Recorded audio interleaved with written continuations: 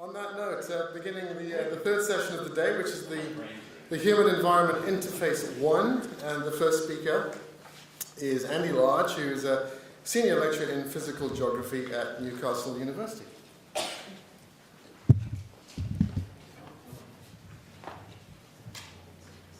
We'll try an Irish voice and see if we can cheer everybody up. I've got to follow that in terms of the message. So anything I sound, hopefully will come out as a message of hope, I suppose, rather than a voice of doom. But I have seen that video before, and it's outstanding. I took the title of my talk, Enough for All Forever, from the definition we use in our Institute for Sustainability of Enough for All Forever as a response to the ubiquitous use of Brundtland in our students and the fact that we can't get away from a utilitarian perspective. In terms of enough, we've touched on that this morning, I think, in terms of what is enough is a question we have to ask ourselves if we want to achieve better sustainability of our rivers. I think, as Ken said, it's something that we're going to struggle to achieve. And enough for us is certainly plenteous compared to what other people have worldwide. The question for all, again, we have taken a pretty human-centric view of it. The word Anthropocene obviously has that human view. But we have to think of all species, because as we simplify our ecosystems, we take away their resilience. And then forever, what is forever? Basically, it means being a good ancestor. But again, it's talking about future generations being able to achieve what we have got used to. But I'll come back to that later on in the talk in terms of something we might call intergenerational amnesia, in terms of how we can often forget where we are, but then there's a message of hope in that in terms of how we can begin to establish maybe different views on baselines, which maybe will give us a way to move forward, quite ignoring the question of where the Anthropocene starts, of course. This is the River Tyne, where I live and work. What I've done as part of this talk, I took the questions that Jason sent around to us a few weeks ago and tried to use them as a sort of framework for the talk. So what I'm going to try and do is look at ways in which we can frame the problems of environmental change differently, in the main in terms of reframing ideas and approaches. I'll come back to the diagram in the bottom in terms of how we can move beyond the simplification of our systems, moving from a natural river, whatever that might be, with a question mark, towards something that's degraded and more simplified, both in terms of its structure and its function. And as Matt said, we re-engineer even further to bring it back towards that green line. That's not the full story. There are other drivers in terms of where we might end up, depending on policy drivers, depending on aspirations. So we can end up in alternative endpoints, perhaps. So it's not always going to be so simple. And I'll return to that diagram at the end of the talk to add another facet to that diagram that Bradshaw produced back in the 80s. The next question is, how do we have palpable effects on Earth systems, and how can we model them? What are we talking about meaningful, in terms of meaningful models at multiple scales? So here we see some examples from this publication, Global Change in the Earth System, in terms of human activity, as the question would indicate, and also about systems. Key things to look for there are, for example, the ubiquitous rise of fertilizer consumption, McDonald's restaurants, paper consumption, you name it. All of these are going up in terms of human activity. Damming, we've heard about population, all of those increasing. Then we move on to the Earth systems, and our CO2 has gone up, our floods are rising.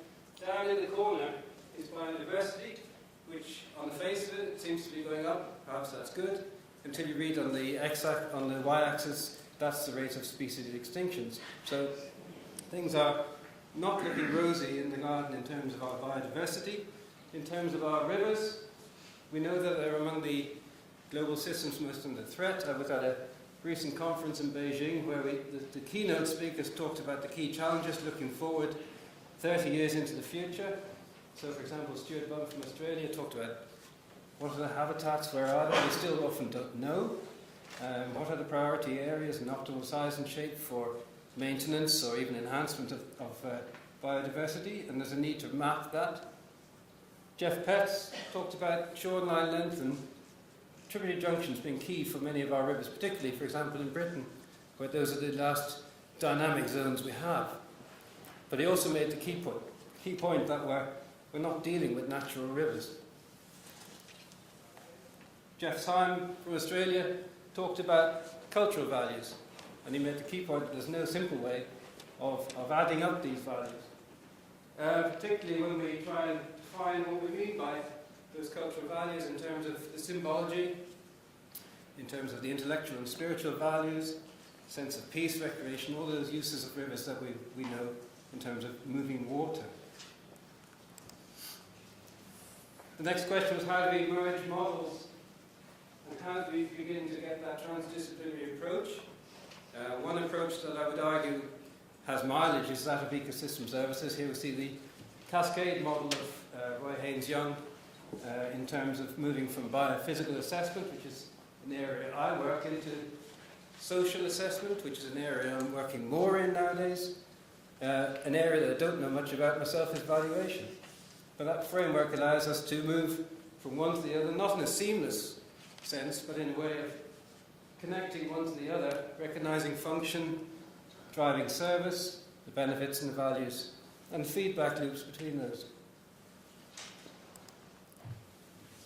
We've been dealing with these systems in terms of our science for more decades than we probably care to remember. We've moved through a range of different ways of looking at them, from ordering them into the science that I grew up with as a scientist, the river continuum concept, and a clinal perspective of rivers, grading continuously from one aspect into another.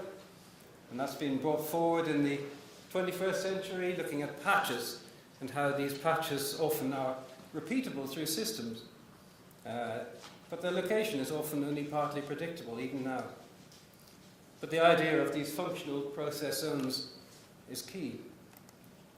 We've talked about landscapes, and we know that in our Anthropocene rivers we still depend on these patches, this spatially and temporally defined range of features and units, from what we might call the riverscape, which are the permanently wet systems in those systems, based on the Bankfield Channel, into the floodscape, which I've coloured red for danger, because that's based on when the river leaves its banks, into these repeatable patches, which include the tributary zones, and then up into the bigger riverine landscapes, which comprise all of the different components within that sort of continuum, but also includes people, and with all their cultural histories and these very dramatically worldwide. We've focused a lot on Western rivers in the last day or so, but there's tremendous value and sacred value placed in rivers elsewhere.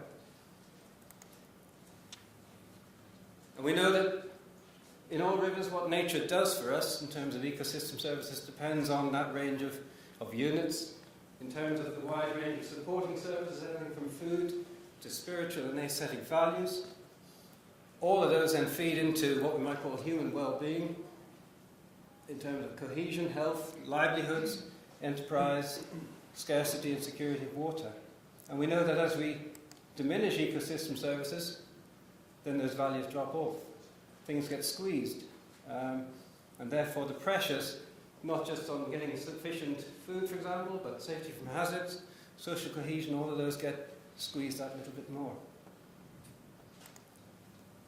We've tried to develop a different approach in the last few months using ubiquitous imagery, because we recognize the ability of people to visualize their world nowadays is the same is different to what was ever held before.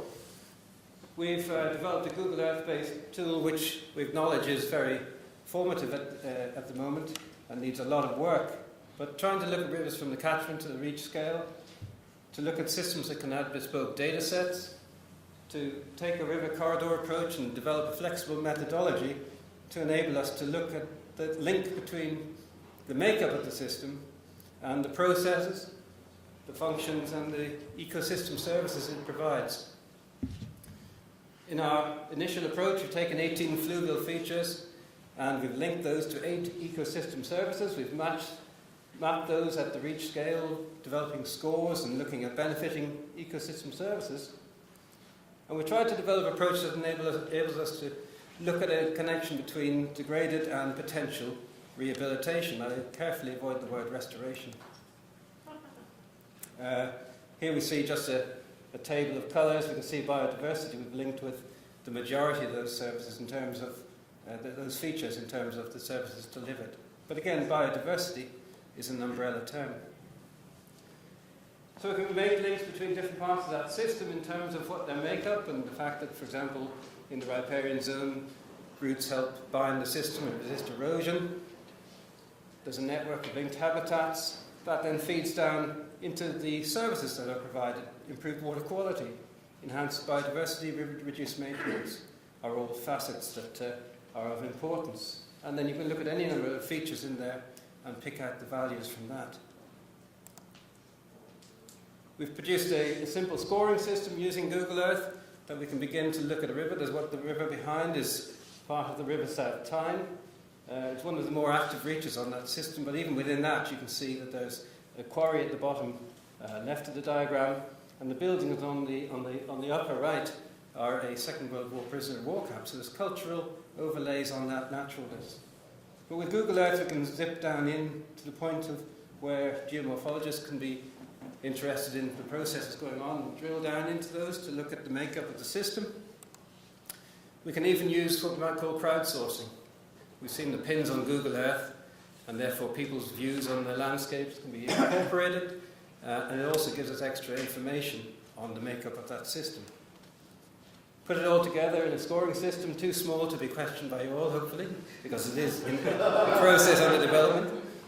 We come to a visual tool at the bottom, which we can see as a sort of sawtooth diagram indicating reach numbers at the bottom and the reach ecosystem scores on the side, which are comprised, as you can see from the colours, from the 8 ecosystem services we chose ourselves based on our values.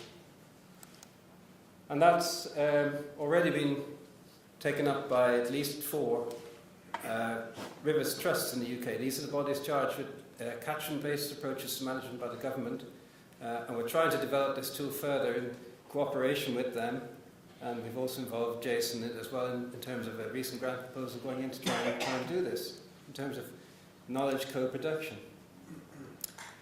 We can use that tool to try and assess improvement. This is an example from my co-author Dave Gilvear on the River Allen in Scotland, a rather sort of depressing looking little river. The road is the one on the bottom and the river is the one on top, in case you're not sure. But we can begin to look at scenarios for restoring it. So again, using modern tools and techniques, we can actually show this is not what's been done with a digger, this is what could be done with a digger. And this is a scenario that can be presented to managers, but then allied to that, building on that view of ecosystem services and benefits, we can see that when we look at the reach ecosystem scores and we take that restored reach and indicate it there, you can see that the attendant ecosystem services values, as we define them, go up. So this is a simple tool for managers to begin to recognise the value that better systems can play. So perhaps it's a meaningful model, as Jason's question says, to look at multiple scales, forms of flow and properties of change. We cut our teeth, our collective teeth, on a pristine river, the River Yana in northern Siberia, 750 kilometres long. Not a system you'd walk into to analyse. It's 40 kilometres wide at points. You probably wouldn't come out. At the same time, Google Earth allows you to get in right down to the scale of individual vegetation and trees. You can see at the top the ecosystem services there in terms of what we define as cultural supporting provisioning. You can see on that example that the Yana, what I would point out, the total values on the y-axis are much bigger on the Russian example. Appear smoother. The one dip is a canyonized section in the middle of the section. When we add on ourselves in terms of settlements, we see that, again, we see the general nature is that things decline where we're around. This is not necessarily a benefit of the model, but it does indicate that there are implications. Take the River Tyne, get to where I live. I'm lucky I live just about this part of it, but get to Newcastle and river's flatline in the sense of those services. Now these are based on fluvial features, so again, if we build in culture, there's another way of looking at this system, so that's what we want to try and develop.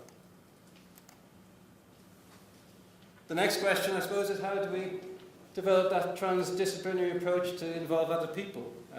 Work with stakeholders, a terrible word, but one that's quite ubiquitous.